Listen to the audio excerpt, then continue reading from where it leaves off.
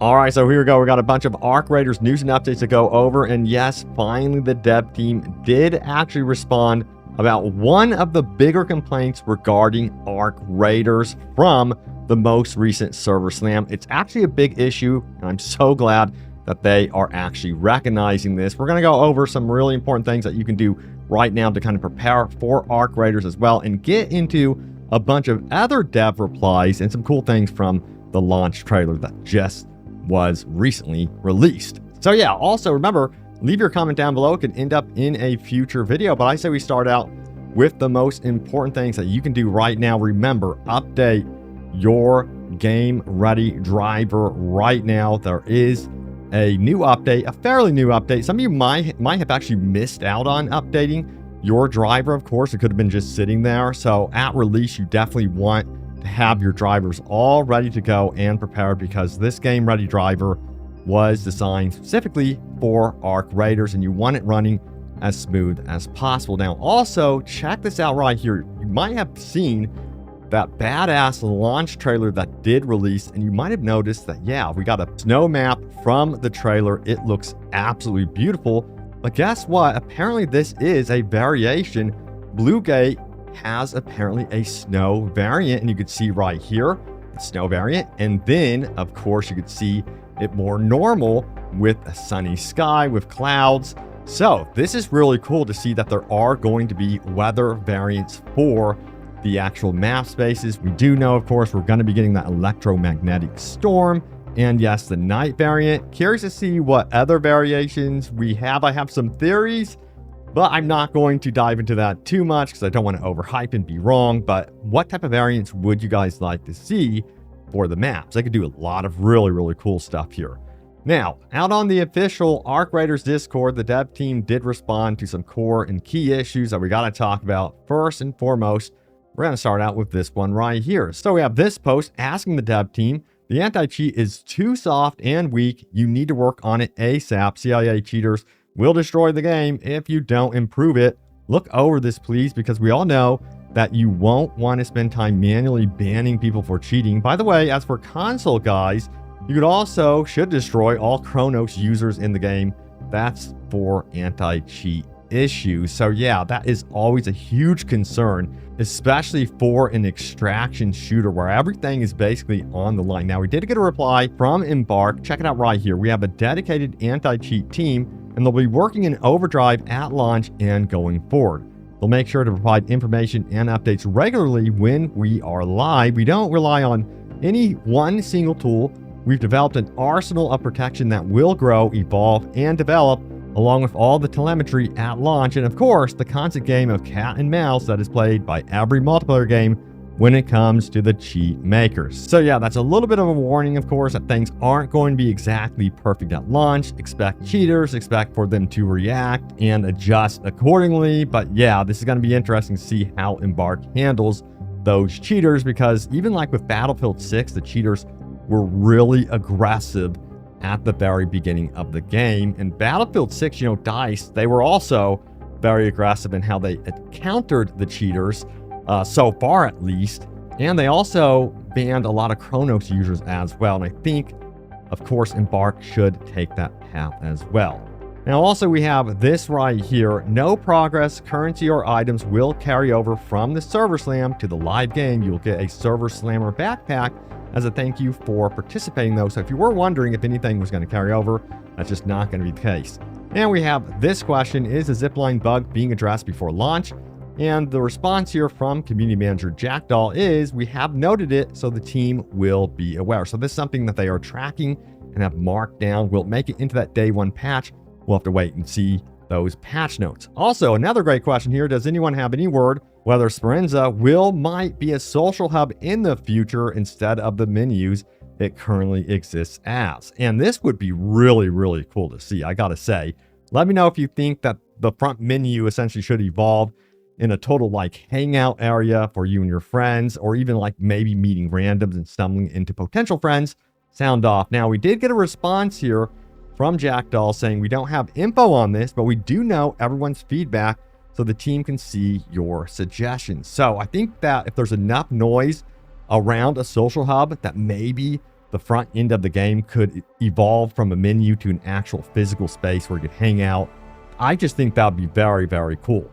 Also, we have, of course, the hot button issue here about, yes, setting the graphics on low settings, and then those bushes disappear, making stealth pretty difficult to do against those that have low settings on. So here's the discussion. Bushes disappear on low settings. That is shown in many screenshots. You are asking if players are still hidden when bushes are not there. Well, I seriously doubt it, as it doesn't usually work that way, but I have no video to prove one way or another. Either way, having bushes disappear is not good, as if players are still hidden by invisible bushes, it then causes and creates a false vision for the player. That is why the dev acknowledgement of this issue is important, and to know that the issue is being looked at. Then they can provide practical footage of the issue or non-issue. And of course, we have another take here, and furthermore, we will get into the dev response, but this is why I was getting beamed through bushes like he could see me from a mile away. Reported him for ESP, but it's just a bad design. Removing assets for low settings forces everyone to play on low for competitive advantages. Guess everyone is just going to be playing on low. Optimization is great, but not when you hand out a competitive advantage. This again is a huge discussion within the community, but thankfully we have a response from Embark that they are very much aware of the issue and are actively working on it. They are not just taking this issue and sweeping it under the rug. So thankfully today, finally, they have acknowledged that, yes, this is on our radar. And I really think that this needs to be bumped up as like a priority issue for them, considering how absolutely imperative it is for you to be able to hide out in these bushes and be able to, use stealth to your advantage. So I'll keep you guys in the know exactly how they address this issue. I'm kind of curious to see. Of course, you do want to have everyone be able to play the game, whether you are on a monster PC or low-end PC, but it should not result in anyone having some sort of major gameplay advantage. Now, moving on, we have this one right here. Fix bug duplicable bugs. It will be boring to get unlimited loot at the first day. Now, we also have a response about this. Check it out. Should be fixed. So this is something that has been on their radar since the server slam. Hopefully by day one, this is addressed. And we have, do we know which time it drops on the 30th? Great question. And the response here from the dev team, we are aiming at lunchtime CET, but game launches are always funny. So that's going to be like 12 p.m. CET. You guys can do the, calculations, the time converter for yourself, I am sure. But that is the rough estimate right now as to when this game will go live. Now, also, if you did miss it, there was this post as well. Some of you guys might have actually missed this. This comes from Embark Osen, who says, Raiders, we noticed some discussion around loot or gear score matchmaking. While it is true that the team has previously evaluated loot gear based as well as other types of matchmaking principles, right now the focus on maintaining the split between solos and squads to keep those groups on an even playing field whenever possible. So that is the priority when it comes to matchmaking, not this gear score rumor that cropped up recently, of course. However, they did go on to say that they are going to be monitoring things going forward and see how it goes in the long term, as many of you guys enter into, like, I guess you would call it the end game. We'll see how they potentially adjust in the future. And also, I really wanted to highlight this right here. This needs to be in the tutorial. This comes from Carnage. I'm sure you guys have seen him before, but what he's basically saying here is that this kind of interactive wheel where you can say, hey, don't shoot me. Also, you can say with this interactive wheel that pops up, you can tell people to join you. Can we team up?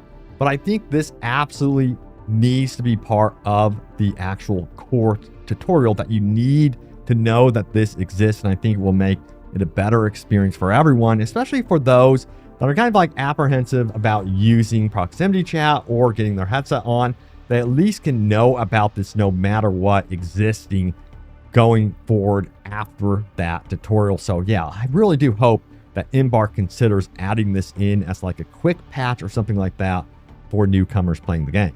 But yeah, now it's time to go over your top comments. As always, leave a comment down below. It can end up right here in a future video, but let's see what you guys had to say. Let's start out with this one right here. It's a game I didn't see myself playing and yet I'm having withdrawals. You and me both.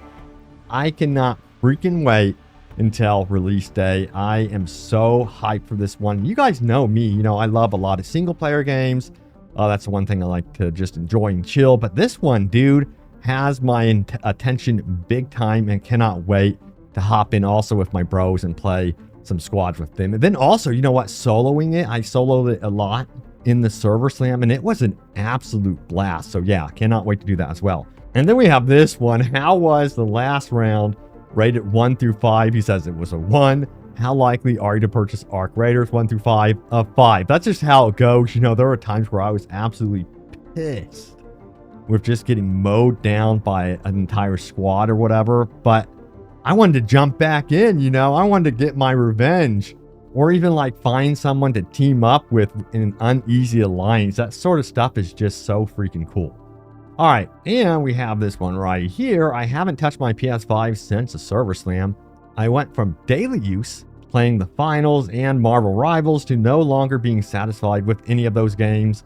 This game is something special. Hell yes. And I really wanted to highlight this one right here. I remember playing on Division 1 and 2, hopping into the Dark Zone daily, solo, or with the homies.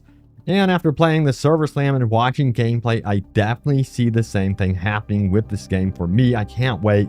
In the server slam, I've also ran into so many players who wanted to work together instead of fight, which I thought was really cool too. Yeah, same here. But yeah, it does kind of remind me a little bit of those days when I was covering the Division 1 and like the Division 2, which was good times, man. Let me tell you what. Yeah, so hyped to get going on this one and for the full release. The one thing that I love about this game, Arc Raiders, is the diversity in the biomes, the different maps. It looks like it's going to have a lot of potential, at least at the very beginning stage of the game, where we have some replayability until we get like a new map or something like that. And then you're going to have weather variants in there, nighttime. So yeah, I think that they have something very special going for this game, especially at the price tag. You know, we'll see how much longevity this game gives us off of like the $40 price tag. I'm so curious about that one. But yeah, there it is. Thanks guys so much for watching. Stay tuned here for more Arc Raiders and of course, you know, Battlefield 6 and a bunch of other really cool stuff coming up here in November. So look out for that. But thanks guys for watching and I will see you all next time. Take care.